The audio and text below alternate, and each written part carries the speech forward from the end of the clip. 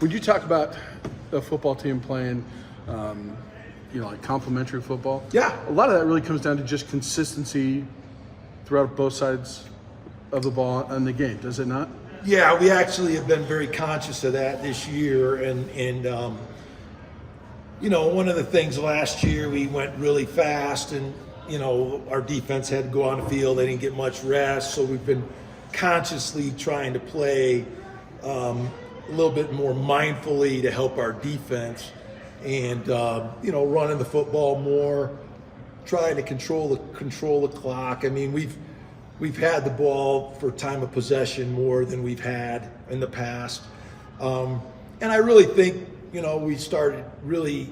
Last week was an example of our guys feeling comfortable playing the way that we're playing right now. So complementary football is really big. And, one of the things last week, we were able to get some turnovers. We really didn't turn the ball over. We had the one, which was the rugby play at the end of regulation. The key was we really didn't make a big play in special teams. Typically we do. And we were missing that last game, and so could have been the difference in the game. But if we could run the ball effectively, I mean, the other thing is an important stat in football is runs and completions. If you have more runs and completions than your opponent, it's a good indication that you're controlling the game physically. And NFL teams play like that all the time. And our game is getting to be more like an NFL game with the running clock in the second half. So all that goes into play, and we just got to continue to incrementally get better in defense, offense, and special teams, and we feel like those numbers are going to go in our favor as we go. It's a long answer to your question. I wanted to ask you about Caleb Goody. Obviously, that touchdown, pretty impressive burst around the edge there. Yeah. How much growth are you seeing? And is that a guy you're trying to make sure finding space? No doubt. Every game? It's been important. Torrey's been nicked up a little bit, and so Goody and Jamari Pearson and Jordan Ross, young guys have all gotten a lot of reps, and we just need them to make explosive plays. And if we can get an explosive play from somebody besides Torrey Horton or Avery Morrow right now, that's a huge deal. And that was a huge play by Caleb on the touchdown. He's a really fast guy. He loves to play. He's one of our best special teams players. And he's just done a really good job with his opportunities so far. And I think he's going to continue to grow these next 7 games. Rumor has it, and it might have been started by Caleb, that he's actually faster than Torrey. I don't know. I don't know if we're going to see that anytime soon, to be honest with you. We're going to keep Torrey out of race mode until Saturdays. So. Okay. You missed on a couple of opportunities for explosive plays in that first half, but you went for them. How important is it to kind of create some of those early, especially with how well you guys are running the ball early on in the game? Yeah, we need to do that, and we have different ways to do it.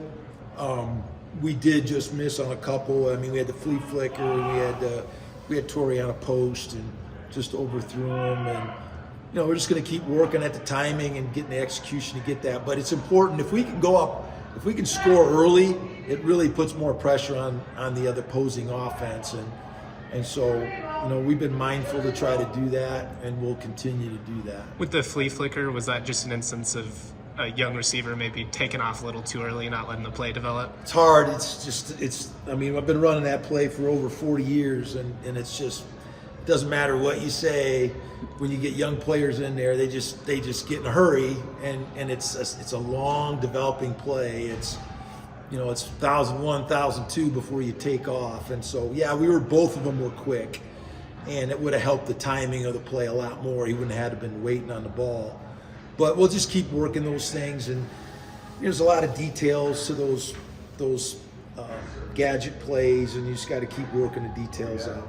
With how well you've been running it, are you seeing opposing defenses stack the box a little bit more than in the past? Yes, and we're seeing some complementary plays. Our runs and boots and play action is naked should be better and better, and it's really just an understanding and a comfort level with the receivers and the quarterback, and so they're getting more comfortable at it. I think as we go, it'll be even better. And you know, I'm anxious to get on the field every Saturday to see our improvement. You've had a lot of praise for Patty Turner over the years. I think you mentioned he's the only punter you've ever had as a captain. Yep. What kind of growth have you seen from him just as an individual, though? Because it was a really hard spot coming in post Ryan Stonehouse.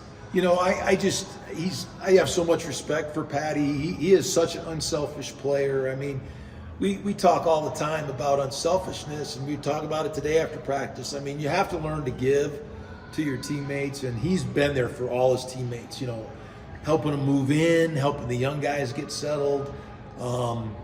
You know, he watches all the special teams tapes, and he helps talk to guys about situations, and so he makes an impact. You know, I told the kids today, I said, you know, if you didn't show up tomorrow, would you be missed?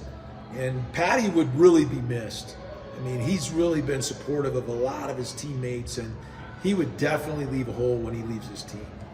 It's that time of year where certain players sometimes decide to redshirt. Do you have anybody that's left the team or? No issues there. And, you know, we have some guys that are injured that we're going to evaluate, you know, like Dylan Goffney, and we'll see with some of these freshmen, you know, if they're not going to play a lot, we won't waste their red shirt. And so, but nobody's going to leave the team or you know, make a decision to red shirt. You know, I think there's a lot of misinformation about that because players don't get to choose. You know, those are program decisions where the program, you know, we only have so many kids on scholarship. And so if we give them a scholarship, we're giving them a scholarship to play, not to sit out for a year. So, you know, they're trying to make coaches be magicians with these rosters. You just can't. You only have so many players, and you got to play them to win games. And so we don't really have the luxury of redshirting guys that can play for us. And so, you know, there's a lot of information that's kind of gotten twisted over the years. You know, when I was playing and coming up through college football, fifth year was not granted. You know, we don't owe people a fifth year. I mean, if you're deserving of a fifth year, yes, but you know, there's a lot of schools that didn't redshirt. Notre Dame didn't redshirt for years, and so you know, I guess I'm old enough to see the changes and all that stuff. There are certain positions though where redshirt seems almost natural. Sometimes, like with young offensive linemen, young defensive linemen, we're still trying to add that, I guess, big boy strength. Yeah, you know, and the other part of it is I mean, they're just agreeing on this house settlement yesterday. All the rules are going to be completely different. Yeah. Everything we knew about college football, they're probably going to give guys 5 years eligibility. I mean, so you can't assume you know what is going to happen, and you know, they're talking about changing the rosters to 105. I mean, we're going to be completely different. Right. I mean, we're in the middle of a recruiting cycle right now. We don't even know how many players we're recruiting right now. I mean, are we recruiting 20 or are we recruiting 40? And you're not signing NLIs as of today. If it's 105 guys, and we got to go out and recruit a whole lot more than, you know, so it's every year, you know, it's been something new that we have to change and deal with, and we'll just adjust when we find out. I hope they tell us soon. It's always fun when they do it. It's always fun when they do it in the middle of the season, right? Yeah, then they move the signing date up to December 4th, so we got to figure out in the next 2 months if we're recruiting 20 players or 40 players. Yeah. Right. That's crazy. Yeah. Thanks, Jay. Yeah.